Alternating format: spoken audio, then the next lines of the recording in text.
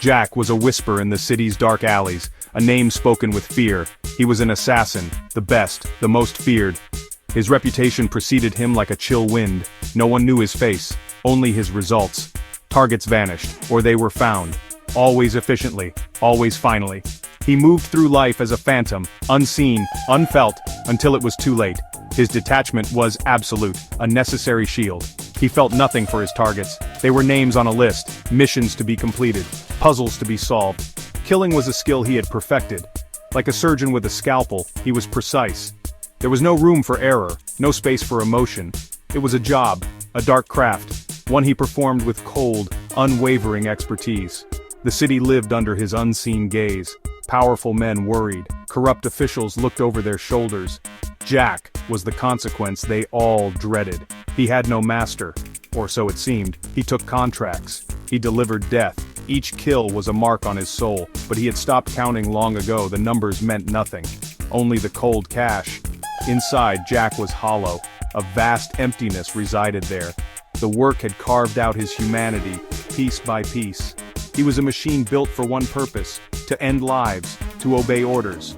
He ate, he slept, he trained, he killed. This was his existence, a cycle of shadows. He did not question it. He did not reflect, until Sophia. The message arrived as it always did, encrypted, untraceable, a new assignment, a new file. Jack opened it in his sterile apartment. The room was sparse, impersonal, like him. A single name glowed on the screen, Sophia.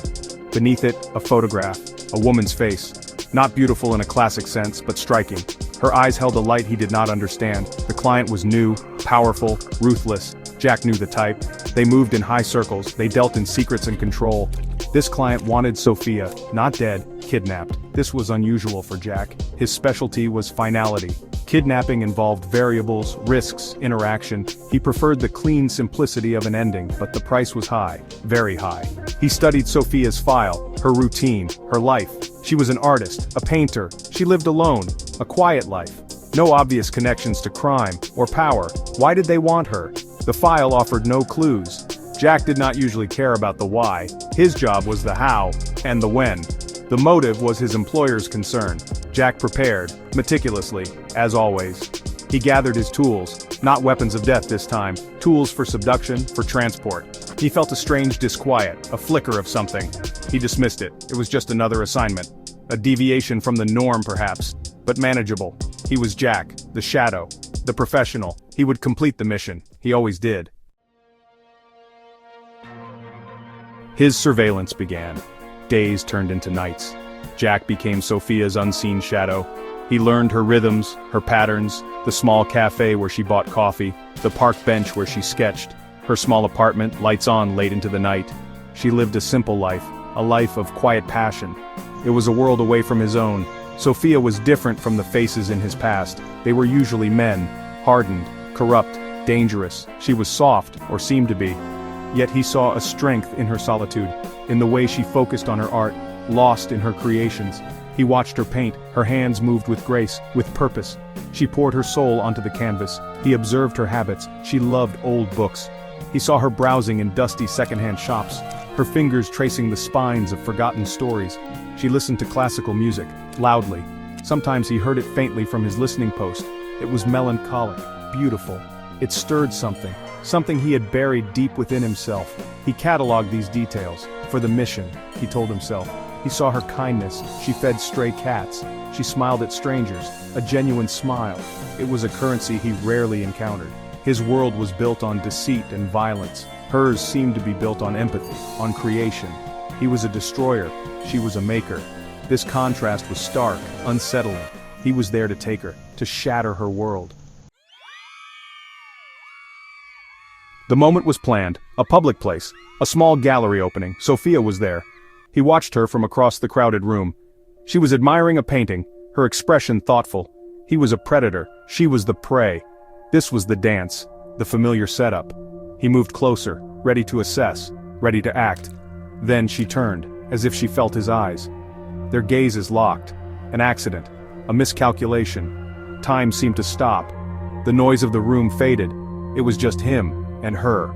Her eyes. They were clear, intelligent, deep. He had expected fear, or surprise. Instead he saw curiosity, a searching look, as if she saw past his carefully constructed facade, saw something more, something hidden. A jolt went through Jack. Physical, powerful. It was like a live wire touching his frozen core. He had looked into the eyes of countless targets. He had seen fear, defiance, resignation, hate. But never this raw human connection. It was a weakness, a dangerous vulnerability. He should have broken eye contact, looked away, but he couldn't. He was transfixed. Something shattered within him in that instant. The ice around his heart cracked. A sliver of warmth penetrated the cold. He saw not a target but a woman, a person with dreams, with a soul. The mission parameters blurred, his resolve wavered. This had never happened before, not once. He was Jack, the emotionless assassin. He was changing. Section 5. Whispers in the Dark. Shared passions unveiled. Jack delayed the kidnapping. He needed to understand this pull, this strange fascination. He continued to watch Sophia, but differently now, not as a target, but as a man intrigued. He learned more about her passion for literature. She favored old classics, tales of adventure, of romance. He too had once found solace in books, before the darkness claimed him, a forgotten part of him. He orchestrated a meeting, a chance encounter, a small, quiet bookstore she frequented. He pretended to browse, then he spoke to her. His voice, unused to casual conversation, felt rough. They talked about a rare edition she was seeking. He knew the author, he knew the work. Her surprise was evident, her smile, genuine. It lit up her face, it lit up something in him. Their conversations became more frequent. Stolen moments. In the park, at the library, always accidental. They spoke of art, of music, of life's complexities. She was open, honest, unafraid to share her thoughts. He listened. He absorbed her light, her spirit. He found himself sharing small, guarded pieces of himself. Not the assassin, but the man hidden beneath, the man he thought was long dead. A dangerous affection began to grow, unspoken, terrifying. He knew it was madness. He was her hunter. She was his target. This could only end in disaster. Yet he craved her presence, her voice, her laughter. For the first time in years, Jack felt something. Not the cold void, but warmth, hope, fear. He was alive, and it scared him more than death. His world was tilting on its axis. Section 6. The tightening noose. Employer's impatience.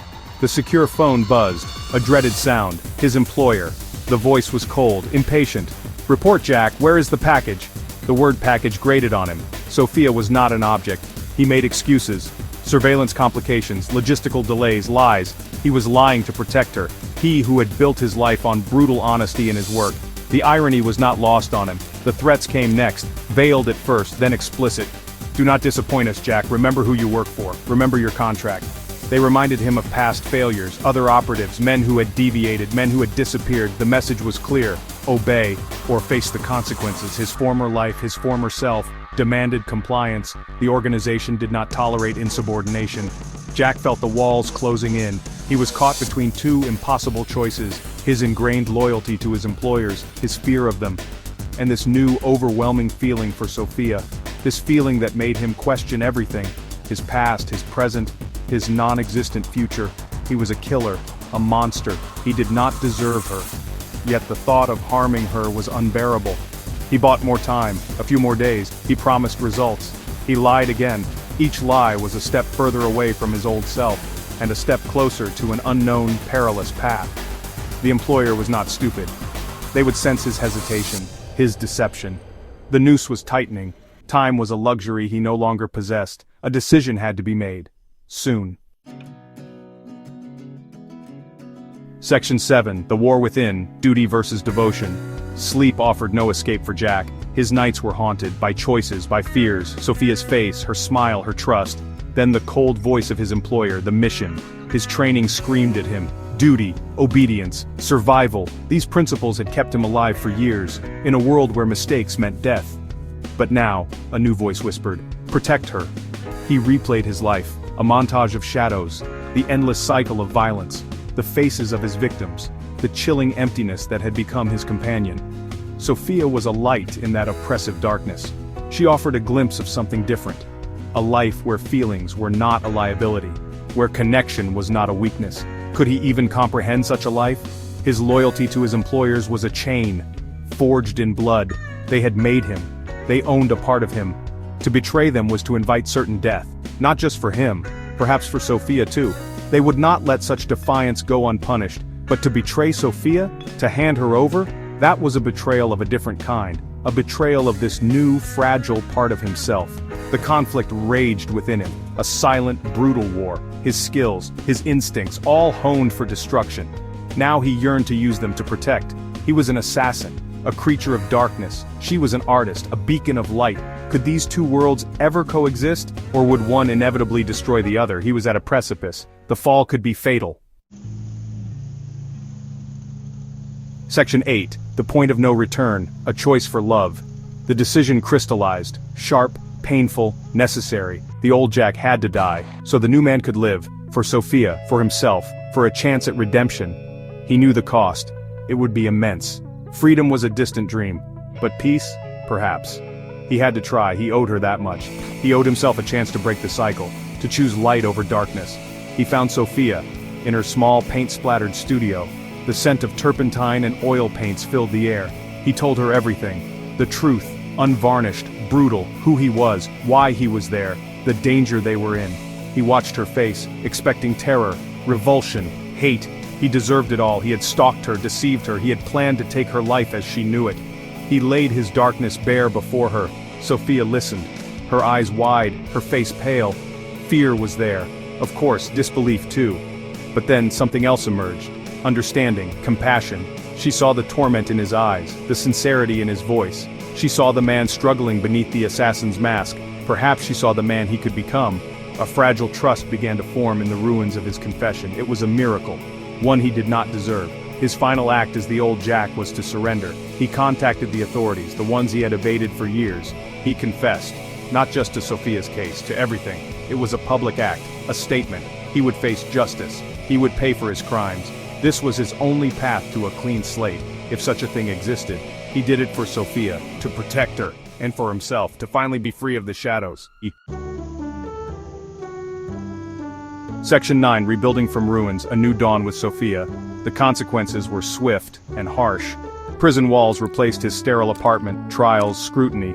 The world learned of the assassin named Jack. He faced it all, without flinching. This was his penance. There was a strange peace in the confinement. The internal war was over. He had made his choice. He carried Sophia's image in his mind, her belief in him. It was the anchor that kept him sane. Sophia did not abandon him. She was his constant. She visited, her presence a beacon in the gray monotony. She wrote letters, filled with hope, with encouragement. She saw the good in him, the man he was fighting to become.